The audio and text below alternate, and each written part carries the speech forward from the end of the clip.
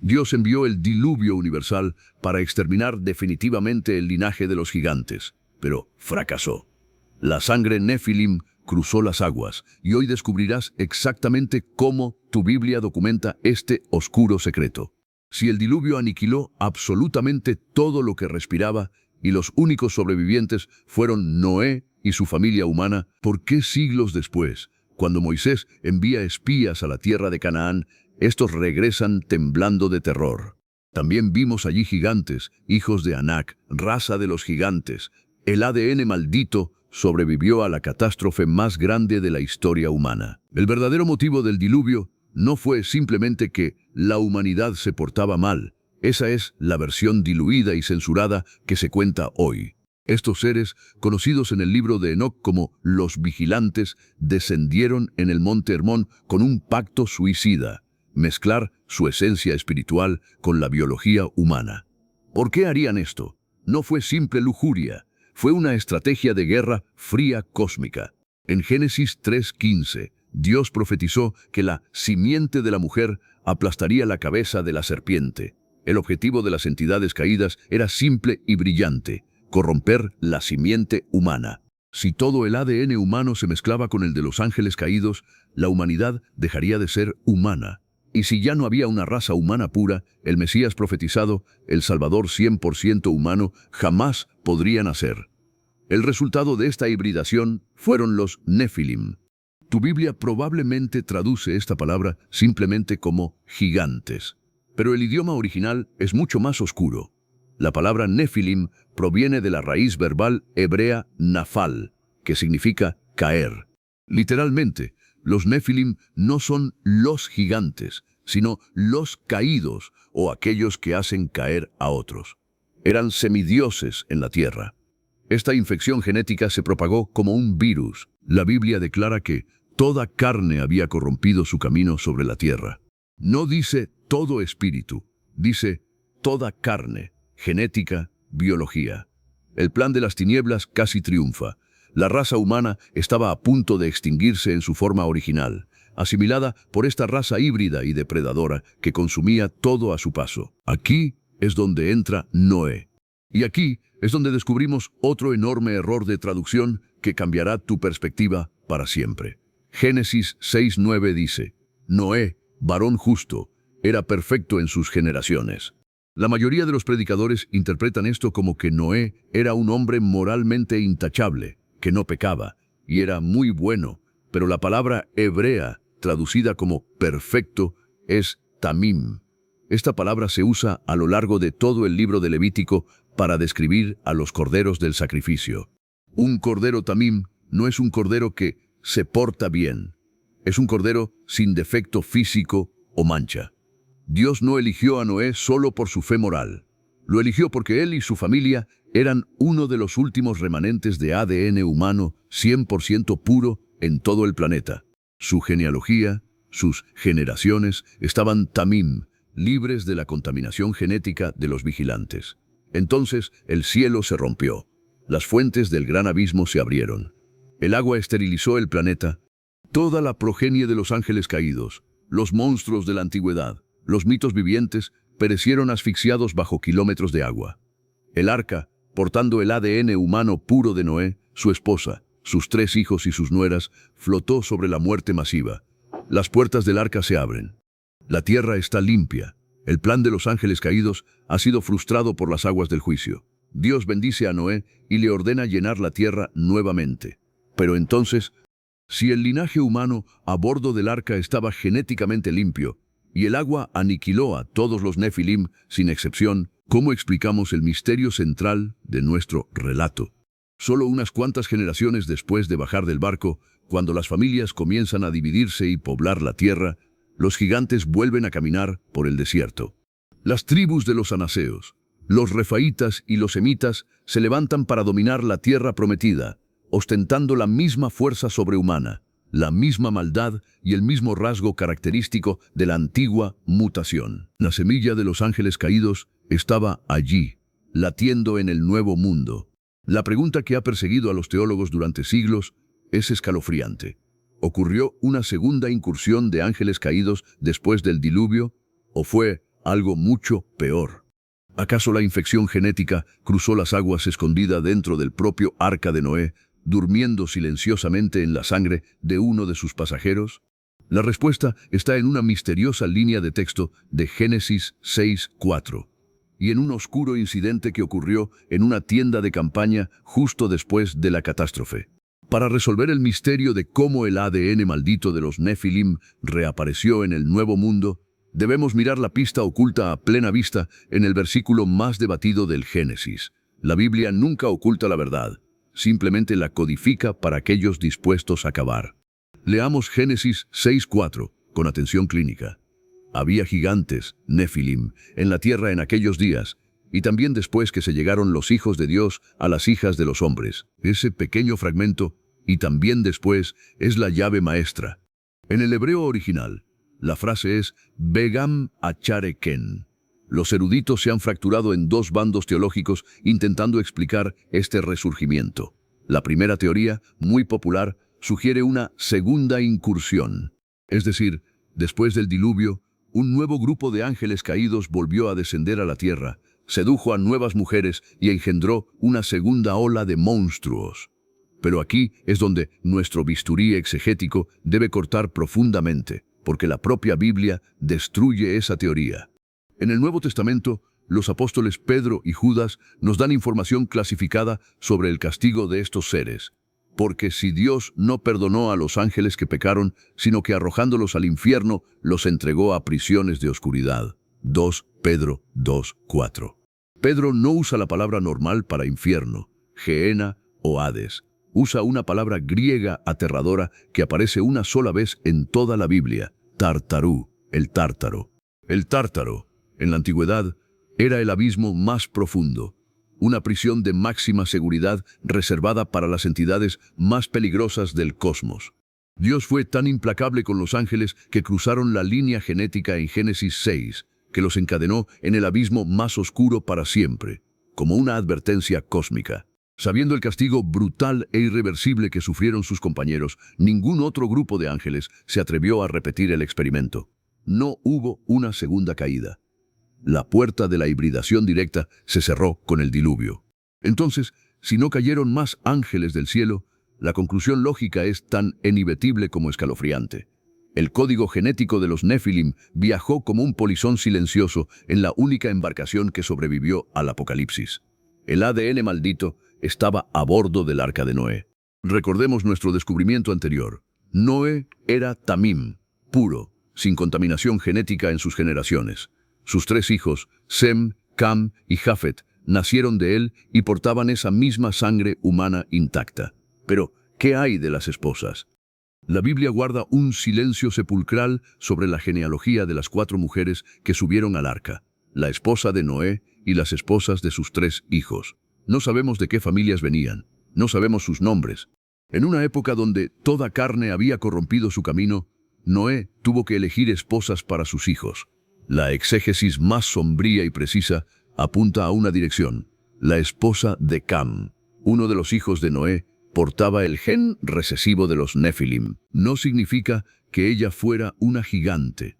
En la genética, un gen puede saltar generaciones. Ella era humana, pero en su código biológico dormía la semilla de los vigilantes, esperando el momento de despertar en la matriz del nuevo mundo. Y el momento de la detonación biológica ocurrió en el episodio más vergonzoso, encubierto y malentendido de toda la historia de Noé.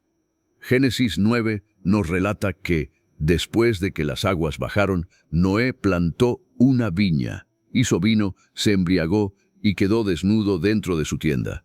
El texto nos dice que Cam vio la desnudez de su padre y fue a contárselo a sus hermanos afuera. Cuando Noé despierta de su embriaguez y se entera de lo que su hijo menor le había hecho, pronuncia una maldición profética. Pero aquí está la gigantesca contradicción que la iglesia tradicional rara vez explica. Noé no maldice a Cam, el infractor. Noé maldice a Canaán, el 4º hijo de Cam. Maldito sea Canaán, siervo de siervos será a sus hermanos. Génesis 9:25. ¿Por qué maldecir a un nieto inocente por el pecado de su padre? A menos que el acto no haya sido un simple ver accidentalmente. En la cultura moderna, entrar a la habitación y ver a tu padre desnudo es un accidente incómodo. En la ley bíblica, es un código para un crimen atroz. Años más tarde, Dios le daría a Moisés la Torá, las leyes para el pueblo.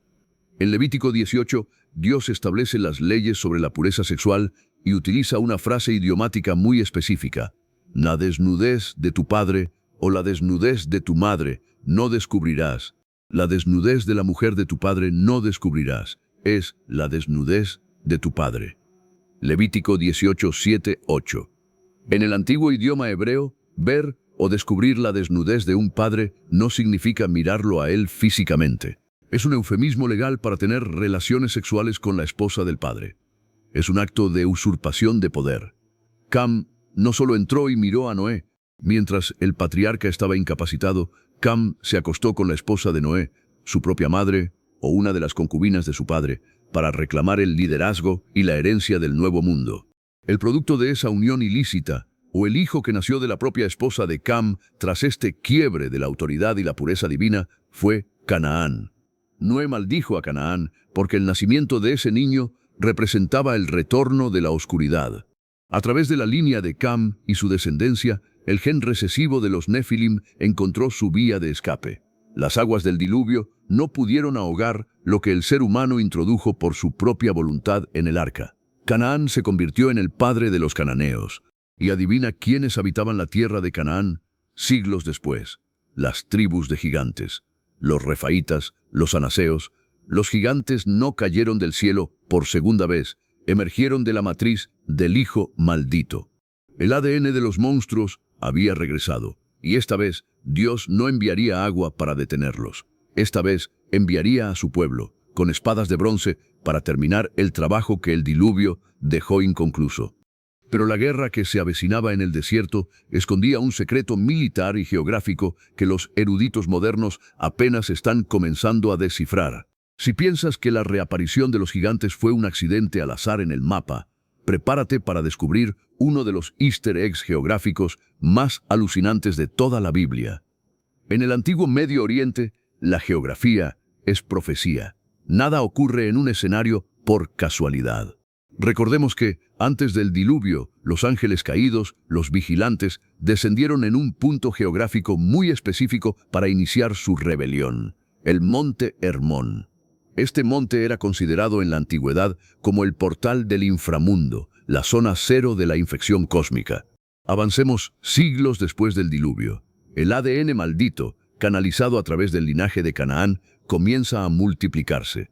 ¿A dónde crees que se dirigieron instintivamente las tribus de gigantes postdiluvianos para establecer sus reinos y construir sus fortalezas de piedra colosales? Se dirigieron exactamente al mismo territorio, la región a los pies del monte Hermón, un territorio conocido en el Antiguo Testamento como Basán. Pero aquí es donde el texto original nos hace volar la cabeza. En el idioma ugarítico antiguo, que es un idioma primo del hebreo bíblico, la palabra Bashán o Beitan se traduce literalmente como el lugar de la serpiente. Los gigantes supervivientes regresaron a la sede central de la antigua rebelión. Allí coronaron a su rey más aterrador, Og, rey de Basán. Deuteronomio 3 nos revela un detalle perturbador sobre este rey. Su cama era de hierro y medía 9 codos de largo. Eso es más de 4 metros. Ellos estaban esperando. Sabían que, tarde o temprano, Dios enviaría a la simiente humana pura para reclamar ese territorio, tal como se había prometido a Abraham. Y prepararon una fortaleza de monstruos biológicos para impedir que la promesa mesiánica tuviera un lugar donde nacer. Aquí llegamos a uno de los mayores escándalos de la Biblia, el argumento favorito de los ateos modernos y de críticos como Richard Dawkins para catalogar al Dios del Antiguo Testamento como un monstruo sediento de sangre. Cuando los israelitas salen de Egipto y están a punto de entrar a la tierra prometida, Dios le da a Moisés y a Josué una orden militar que, a simple vista, parece de una crueldad inhumana. La orden se conoce en hebreo como el Erem, que significa la consagración para la destrucción total. En las ciudades de estos pueblos que el Señor tu Dios te da por heredad, no dejarás con vida nada que respire. Destruirás por completo a los hititas, a los amorreos, a los cananeos, Deuteronomio 20, 16, 17. ¿Por qué un Dios de amor ordenaría aniquilar ciudades enteras, incluyendo mujeres e incluso animales? ¿Por qué no simplemente predicarles, hacer un tratado de paz o cobrarles impuestos? La teología tradicional y superficial te dirá que fue porque adoraban a otros dioses y Dios quería proteger la pureza moral de Israel. Pero esa respuesta es débil y no justifica la erradicación total. Hay otras naciones idólatras alrededor de Israel, como Edom o Moab, a las que Dios explícitamente les dice a los israelitas que no ataquen. El bisturí exegético revela la aterradora verdad. La conquista de Canaán no fue una guerra de expansión territorial, fue una operación militar de purga genética. Dios ordenó el Érem solo y exclusivamente contra las tribus y ciudades que estaban infectadas con el ADN de los Nefilim, los Refaitas y los Anaseos. Era una cirugía de amputación. Si Israel dejaba un solo remanente de esta hibridación biológica, la infección se propagaría por las 12 tribus. El linaje del Mesías se corrompería nuevamente y la humanidad estaría perdida para siempre. Fue el diluvio, versión 2.0. Pero esta vez, el instrumento de limpieza no sería el agua, sería la espada de Israel. Imagina ser un esclavo hebreo. Has pasado toda tu vida haciendo ladrillos en Egipto. Dios te libera, cruzas el Mar Rojo, llegas a la frontera de tu nueva tierra, y Moisés envía a 12 espías para reconocer el terreno. Cuando regresan, traen un racimo de uvas tan inmenso que se necesitan 2 hombres con una vara para cargarlo. Pero traen algo peor, traen terror. Vimos allí gigantes, hijos de Anac, raza de los gigantes. Números 13:33. Esa frase no es una exageración poética. Los espías identificaron a una familia específica, los anaseos. En la antigüedad, esta raza era famosa por su brutalidad y su estatura monstruosa. Eran el remanente directo del linaje de Canaán. Al verlos, el ejército de Israel sufrió un colapso psicológico inmediato. 10 de los 12 espías dijeron, no podemos, somos como langostas a su lado.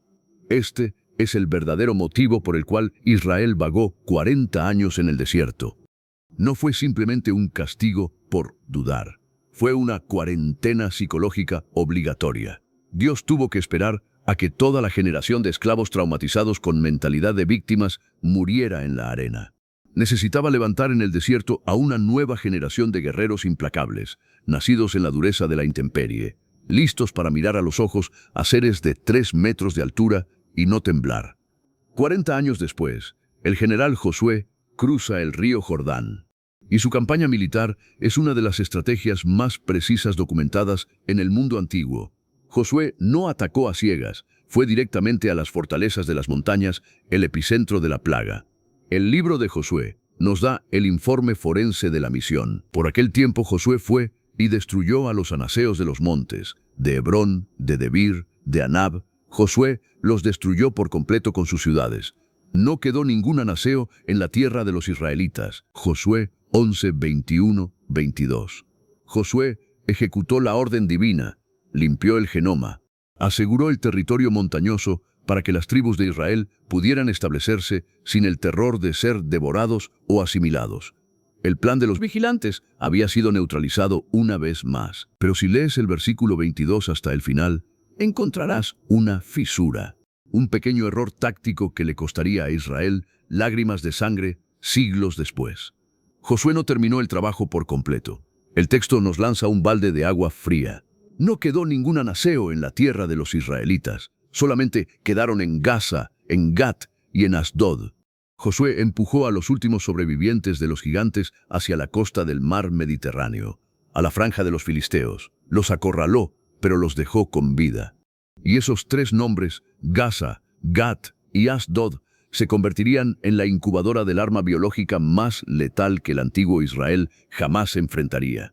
El ADN se durmió en las sombras de Filistea, esperando el momento exacto para vengarse de la corona hebrea.